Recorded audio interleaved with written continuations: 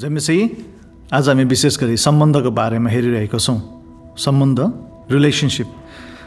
सम्बन्ध वास्तविकतामा परमेश्वरबाट आउँदछ।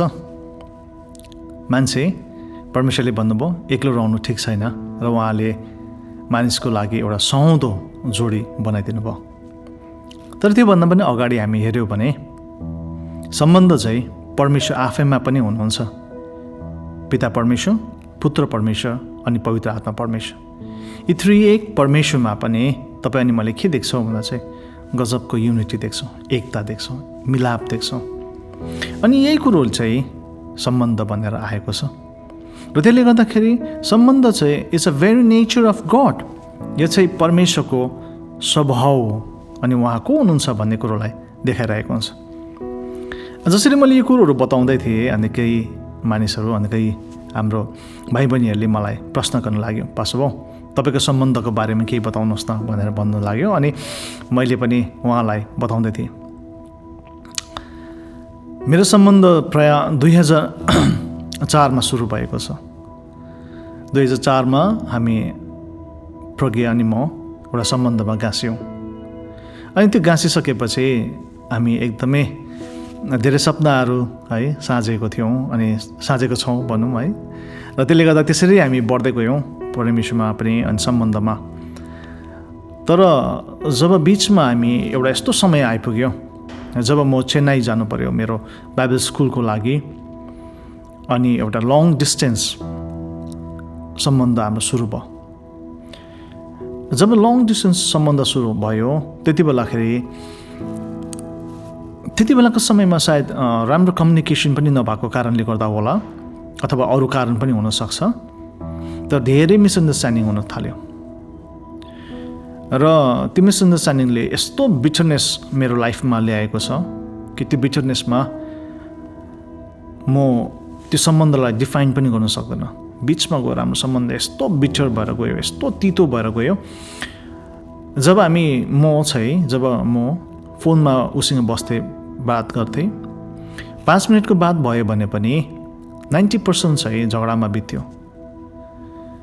र कुरै नबुझ्ने, हामी एकअर्काको कुरै नबुझ्ने भइसकेको थियौँ। अनि टक्सिक रिलेसनसिपमा एकदमै पोइजन जस्तो नै भइसकेको थियो सम्बन्ध। उसको फोन देख्दा पनि मेरो कान रातो हुने थालिसकेको थियो। कुनै उपाय नै थिएन, मैले फ्युचर देख्न छोडिसकेको थिएँ उसँग। अनि एक दिन जब म मिनिस्ट्री गरेर, जो चाहिँ सन्चबार अनि आइतबार हुने गर्थ्यो, मिनिस्ट्री सिद्ध्याएर सन्डेको दिन म एक ग्लास जुस पिएर लामो यात्रा हुन्थेँ, झन्डै 7 किलोमिटर जति म पैदल हिँडेर आउनु पर्थ्यो मेरो क्याम्पसतर्फ। एक ग्लास जुस पिएर म आफ्नो क्याम्पसतर्फ आउँदै गर्दाखेरि भित्रबाट परमेश्वरले एउटा आवाज दिनुभयो, एउटा शब्द दिनुभयो, अन्डरस्ट्यान्डिङ भनेर। जब यो शब्द आयो मलाई कस्तो लागेर आयो। अनि तपाईँले मैले भन्दै गर्दाखेरि सायद तपाईँले सोच्नुहुन्छ होला, उहाँ त पहिलादेखि नै एकदमै प्रार्थना गर्ने व्यक्ति थियो रहेछ भनेर। सायद त्यस्तो होइन, म त्यति साह्रो तपाईँले सोचे जस्तो आत्मिक पनि थिएन होला। तर पनि एउटा भित्रबाट एउटा आवाज चाहिँ परमेश्वरले दिनुभयो। उहाँले भन्नुभयो अन्डरस्ट्यान्डिङ, बुझाइ। र यो अन्डरस्ट्यान्डिङ भन्ने शब्द जब म भित्र आयो, मैले प्रश्न गर्न लागेँ के हो यो चाहिँ भन्ने कुरोलाई। मैले जब मनभित्रै नै मैले कुराहरू कोठाउन लागेँ, कुरा खिलाउँदै गएँ, अनि भित्रबाट मलाई एउटा यस्तो खालको डेफिनेसन, परिभाषा आयो जो चाहिँ मैले आफैले कहिले पनि बनाउन सक्थिनँ। भित्रबाट के आयो भन्दाखेरि चाहिँ accepting each other in spite of the weaknesses and strength. एकअर्कालाई अङ्गलमाल गर्नु, उनीहरूको कमजोरी अनि स्ट्रेन्थलाई पनि अङ्गलमाल गर्नु। अनि जब यो कुरोहरू आयो भने मलाई कस्तो लागेर आयो, किनभने मैले आफूलाई निहाल्नु थालेँ, मैले आफूलाई हेर्न थालेँ। मैले धेरैचोटि उसलाई बुझ्न खोजेको थिइनँ रहेछु। उसलाई मैले म जस्तै बनाउन खोजिरहेको थियो अनि उसले पनि मलाई ऊ जस्तै बनाउन खोजिरहेको थियो। काहीँ न काहीँ हामीले एकअर्कालाई आफू जस्तो छ त्यस्तै बनाउन खोजिरहेको कोसिसमा हामीले हाम्रो इन्डिभिजुअलिटी खतम गरिरहेको थियो, तोडिरहेको थियो। र जब चाहिँ मैले यो कुरो बुझ्दै गएँ अनि निहाल्दै गएँ, मैले त्यो सम्बन्धको, रिलेसनसिपको डेफिनेसन अथवा सम्बन्ध के हो भन्ने कुरोलाई पनि बुझ्दै गएँ। र मैले उसलाई इन्स्पाइट अफ अल थिङ्स है, सबै कुरोलाई मैले एक साइड राखेँ अनि राम्रो कुरो मात्रै फोकस गर्न थालेँ। कमजोरी ममा पनि थियो, उसमा पनि थियो। तर त्यो कमजोरीलाई साइडमा राखेर मैले एक्सेप्ट गर्न थालेँ, उसको कमजोरीलाई मैले एक्सेप्ट गर्न थालेँ। त्यो लिँदै गर्दा, त्यो मैले एक्सेप्ट गर्दै गर्दाखेरि चाहिँ नि उसले पनि मेरो कमजोरीलाई एक्सेप्ट गर्दै गयो। धेरैचोटि चाहिँ हामी बुझ्नु प्रयास गर्दै गरेको जस्तो लाग्छ आफूलाई, तर हामी धेरैचोटि आफ्नो पार्टनरलाई आफू जस्तै बनाउने प्रयासमा गुमाइपठाउँछौँ। अन्डरस्ट्यान्ड गरेको जस्तै गर्दा गर्दा हामी मिसअन्डरस्ट्यान्ड गरिपठाउँछौँ, अनि त्यो मिसअन्डरस्ट्यान्डिङमा चाहिँ हाम्रो डल्लै रिलेसन नै भत्केर जान्छ। मेरो पनि भत्किन लागेको सम्बन्ध चाहिँ परमेश्वरको एउटै आवाजमा, एउटै शब्दमा, एउटै परिभाषामा मलाई परमेश्वरले बुझाइदिनु भयो। जब मैले मेरो वुड बी वाइफ है त्यो समयमा उसलाई मैले बुझ्न थालेँ, उसको कमजोरीहरूलाई मैले अपनाउन थालेँ, त्यति बेला चाहिँ उसले पनि मलाई पूर्ण प्रकारले अपनाउँदै गयो, अनि मेरो कमजोरी पनि उसमा पूर्ण प्रकारले उसले समेटेर राख्यो।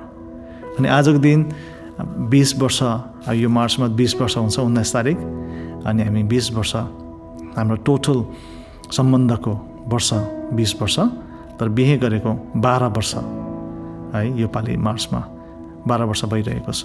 म तपाईँलाई एउटै कुरो इन्करेज गर्न चाहन्छु, सम्बन्ध चाहिँ परमेश्वरको, relationship is a very nature of God, परमेश्वरबाट मात्रै आउँछ।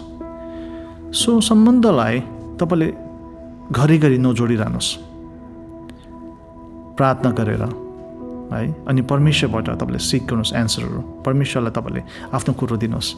परमेश्वरले तपाईँले एउटै शब्दले, यदि तपाईँको टक्सिक रिलेसन भएको छ भने पनि परमेश्वरले एउटै शब्दले रिलेसनलाई बचाउन सक्नुहुन्छ। यदि तपाईँलाई त्यो सबै कुरो गर्नु चाहनु हुँदैन भने अन्डरस्ट्यान्ड गर्नुहोस् एकअर्कालाई। जब तपाईँले एकअर्कालाई बुझ्नु थाल्नुहुन्छ नि, तपाईँले बुझ्नु थाल्नु भनेको चाहिँ उसलाई आफू जस्तो बनाउनु होइन, तर बुझ्नु थाल्नु भनेको चाहिँ एकअर्काको कमजोरीलाई अपनाउनु। इट्स ओके, हुन्छ नि, ठिकै छ भन्नु, त्यो चाहिँ बुझ्नु हो। यदि तपाईँले यो कुरोलाई अन्डरस्ट्यान्ड गर्न थाल्नुहुन्छ भने there won't be any misunderstanding for you। मेरो एउटा ठुलो आशा त्यही छ, यदि तपाईँ कुनै सम्बन्धमा छ अनि तपाईँको सम्बन्ध टक्सिक भएको छ, परमेश्वरले तपाईँको जीवनमा मिलाप ल्याएर आएको छ।